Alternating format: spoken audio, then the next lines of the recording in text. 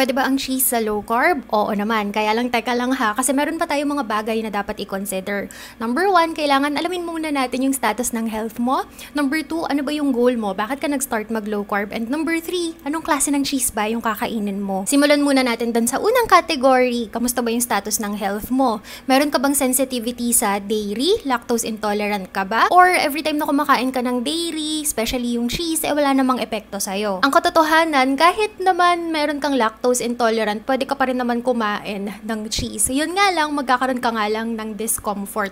So, nasa sa'yo na yan. Magiging okay ka ba dun sa discomfort na mararamdaman mo or hindi? If the answer is okay lang kasi mahilig talaga ako sa cheese, then proceed tayo dun sa second na bagay na dapat i-consider, which is, ano ba yung goal mo? Bakit ka ba nag-low carb in the first place?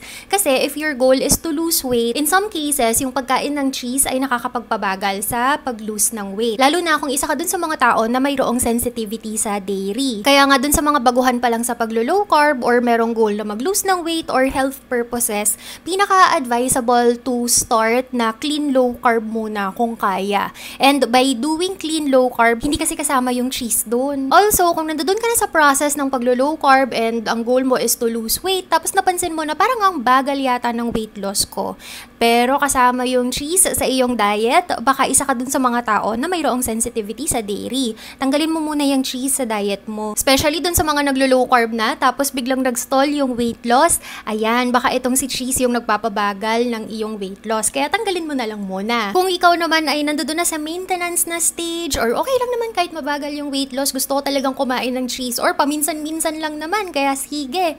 Ngayon, alamin naman natin kung ano ba yung mga brands na pwede for low carb. Kasi technically, ang mga cheese ay pwede naman talaga sa low carb way of eating. Maliban na lang siguro kung yung cheese na idedip sa honey, o yon hindi yun pwede. Pero ang mga cheese ay okay naman. Ang problem lang sa ating mga Filipinos, kapag kasi sinabing cheese, ang nasa isip agad natin yung mga processed na mga cheese. Pero in reality, outside the Philippines, kapag sinabi mong cheese, yung mga ganitong klase ng cheese, yung ibig nilang sabihin. Ito yung mga natural na cheese, mga unprocessed na cheese, mga cheese na galing sa gatas, na hinaluan lang nila ng 1 or 2 ingredients, tapos nag-ferment, tapos ayan na, meron ng cheese. For example, itong cheese na ito, ang ingredients nilang niya ay pasteurized cow's milk, salt, lactic acid culture, rennet, and that's it. So, ibig sabihin, pasok yan sa low carb way of eating kasi 'di ba gatas lang naman talaga siya. So, actually magandang klase ng cheese itong brand na ito. By the way, kung ang kakainin natin is yung natural na cheese, yung mas yellow at saka mas matigas na mga klase ng cheese, mas maganda yon kasi ibig sabihin, mas matagal siyang ferment kaya mas mababa yung carbs na naiwan dun sa cheese na yon. Tapos, yun man namang mga klase ng cheese na maputi pa, parang yung feta cheese, ganyan, 'di ba manamis-namis pa siya, tapos malambot, maputi. Yun naman ay medyo mataas yung carbs compared dun sa madilaw na talaga na klase ng cheese. Ang tinutukoy ko dito again is yung natural na cheese. Yun nga lang, itong mga madidilaw na cheese na ito, yung may mababang gramo ng carbs, sila rin yung may strong na lasa at saka sila rin yung may stronger na amoy. Kaya lang, dito kasi sa Pilipinas, kapag sinabing cheese, ang pinaka-common or ang pumapasok agad sa isip natin is yung processed cheese. Kaya, meron tayong mga listahan ng mga brands na low carb approved cheese, tapos yung mga bawal na cheese na low carb.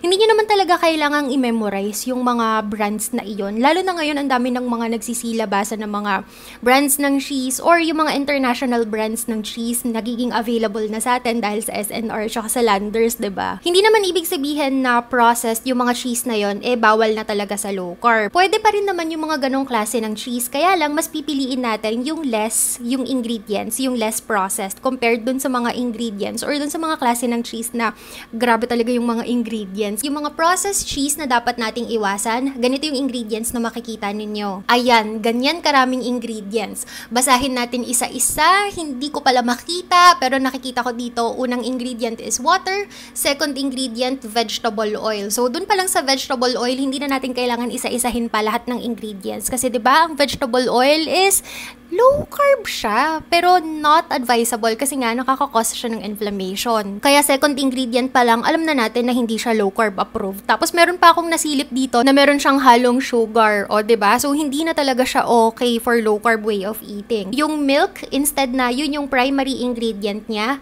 ang naging primary ingredient nitong klase ng cheese na ito is vegetable oil. Yun yung difference ng mga cheese na low carb approved at saka yung mga cheese or processed cheese na iniiwasan natin sa low carb way of eating. Usually, yung mga processed cheese na hindi low carb approved is makikita nyo napakahaba ng list ng ingredients. Pero ito yung isa sa mga example ng klase ng cheese na hindi rin siya low carb approved pero ang konti lang ng ingredients nito ha.